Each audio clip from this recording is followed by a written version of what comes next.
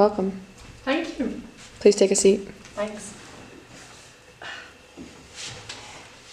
Yeah, so I was pretty sure the hardest thing would be like making sure I can abide by the school's rules. I wasn't prepared for people who gave themselves authority. Miles Corin and Paul Habsburger or something? I don't know. He's sort of irrelevant these days. We heard you guys have a cop on campus. Oh yeah. Who gave him that power? Who put him in charge? Miles is,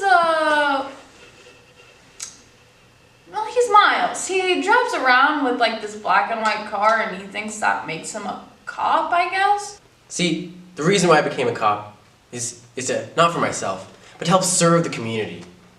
I want to bring peace, not just peace, but order. I want to lay down the law. I want law and order, and I want to put people in their place. People on this campus like to break the speed limit. I like to break those people. How fast were you going back there, ma'am? I was just going like... You have the right to remain silent. Where's your license and registration? Ma'am, where's your license and registration? I'm sorry. Nothing gets past me on this campus. I see everything, I know everything.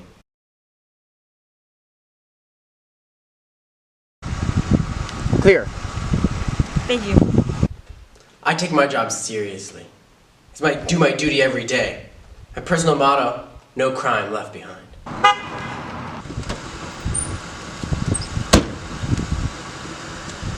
So what do you think you're doing on this campus?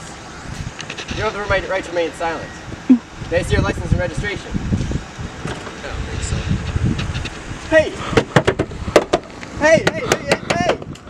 The whole kind of craze started at the beginning of last semester when he arrived with a cop car. You know, could be wanted by the police for many things. He's probably wanted for thievery of the cop car itself. So we've heard that you've been putting tickets on people's cars all over campus. Is this true? Yeah, so when people park their car, it's like you have to park it just right, because in order, if you want your soul to be in order, you have to have your parking in order. See, it's really important. Yes, people need to seek the truth and they need to park straight. Very straight. Do you think your other classmates feel the same way? They better. I don't mind. I think that there needs to be a cop on campus sometimes. Like with all the upperclassmen. Obviously not the freshman class. I don't think any of the freshmen would ever deserve, to be pulled over for any reason whatsoever. So I'm very thankful to Miles for doing that and stepping up to the plate. Thank you, Miles.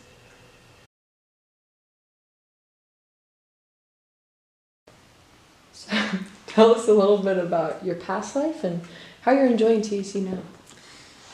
Yeah, well, coming here, it was very strange because back at home, people are very, look at him, Look, I'm sure you're a great person, but I am, better. I kind of like it here. Maybe I would like more respect from the people, because I am, I'm not to toot my own horn, but I'm kind of a big deal, So I don't know, maybe I should wear my crown more often. I have a different one, it's bigger, but I feel like, I don't know, I don't want it to get stolen. So I don't know, it's strange, but it's, whatever. Paul? Oh, Paul's special. He's really cute. He walks around with his sword and his tiara, and I think it's adorable. He thinks he's like the king or something, but I can't see it personally. He comes from Australia, and I was like, okay, Crocodile Dundee, Paul Habsburg. I think he's a real model of a real upstanding man on this campus. I think he's a real model of courage. He saw that someone needed to step in and take authority, and he just went for it. The only authority on this campus is the United States Police Force. If you think you can tamper with that authority, I'm taking you down.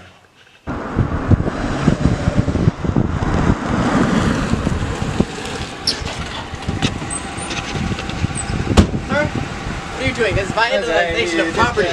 It gave me a No! I need to arrest it. You may not do that. No, I need to execute it. No, I need to execute it. No, I need to.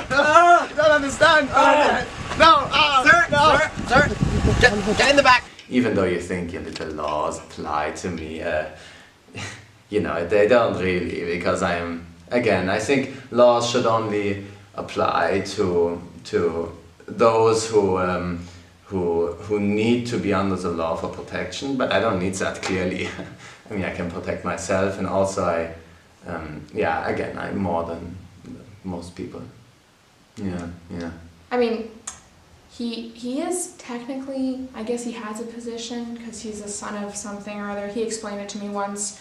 I am descended from a very long line of great people, and you know, in a way, I'm just more, well, you know, I was gonna say more human, but maybe I'm less human because I'm better. No, I wasn't going to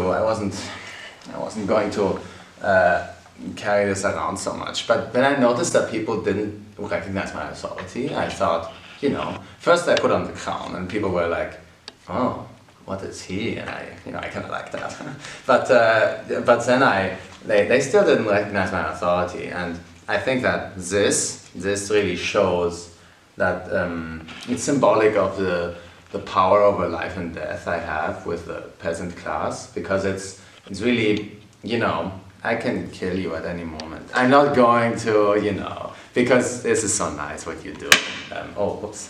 But it's, you know, like, if you do offend me, that's, you know, it's gonna be a problem. So it's just, you know, just so you know, it's, I'm not going to kill anyone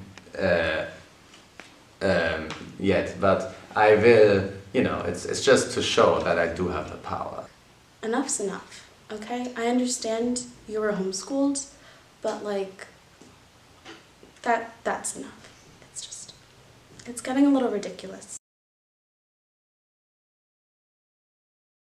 There's been a rumor that you've been taking people's mail out of their boxes. Is this true?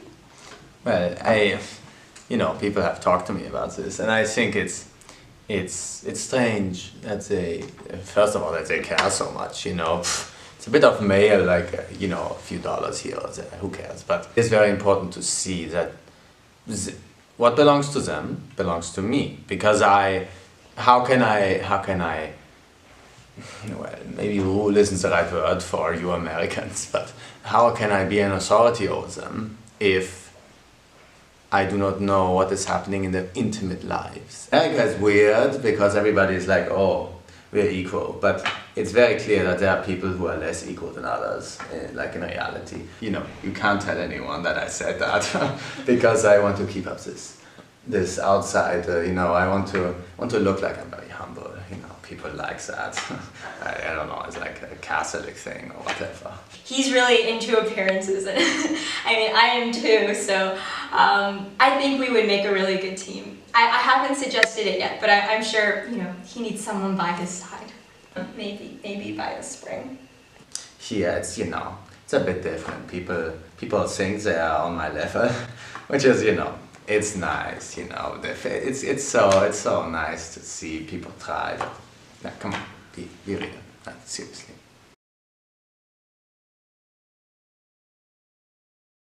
How are you enjoying freshman year so far?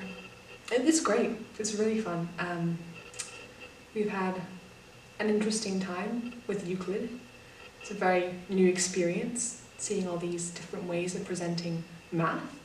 You think the Euclid props themselves would be the hard part, but actually it's the presenters. It's not the props, really it's the presenters. We have the overachiever.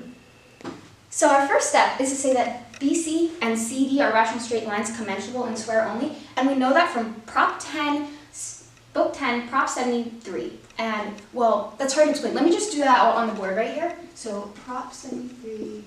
2 hours later. So if not, they will meet. So they'll produce A, B, and CD to get to E. But ABE is in a plane AB, and the points ABE are in the plane AB. So we know point E is going to be in the plane AB. But point E is also in the plane CD because it's still in the straight line with it. And so we know that this is impossible because we already have been given that they are parallel. So thus we have proven what we have set out to prove.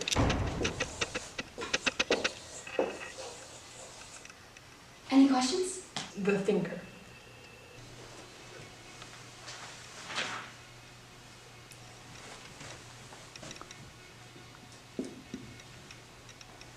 Mr. Diallo? Got this.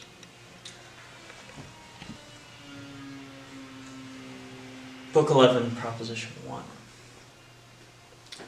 Ah, yes. None. No.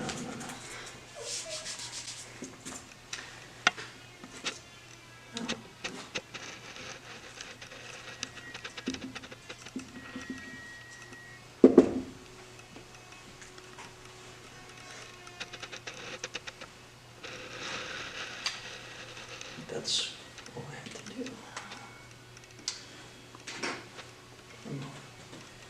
And everyone's favorite, the train wreck.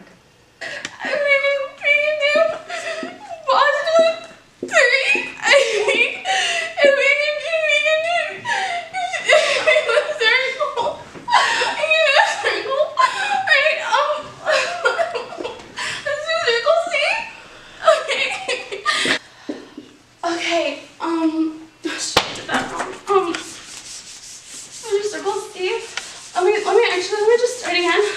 Okay? We've done lateral, triangle,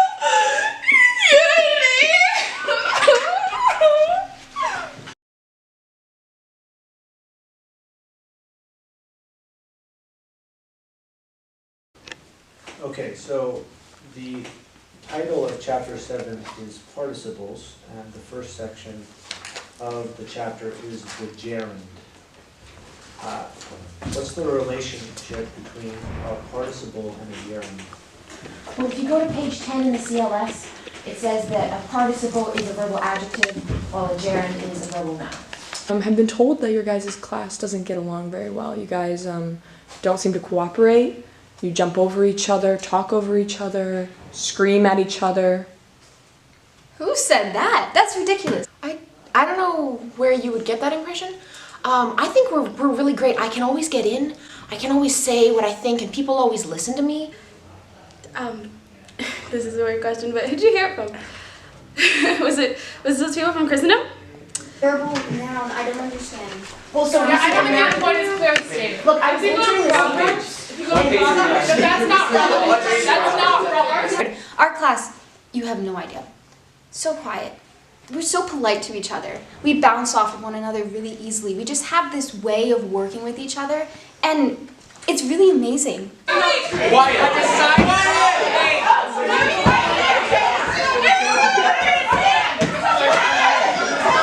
It's usually very calm, you know, very, very relaxing.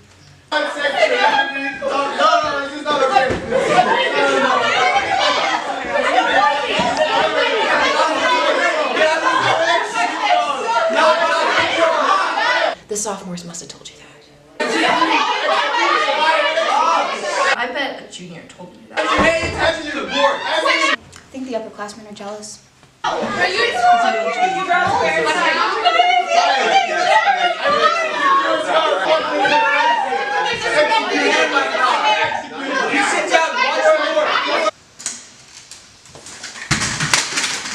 Hello, how's it going? Just got out of class. Clearly everything went well. No one disagreed. It was all good. So yeah, don't ask any more questions. Everything's fine. Perfect section.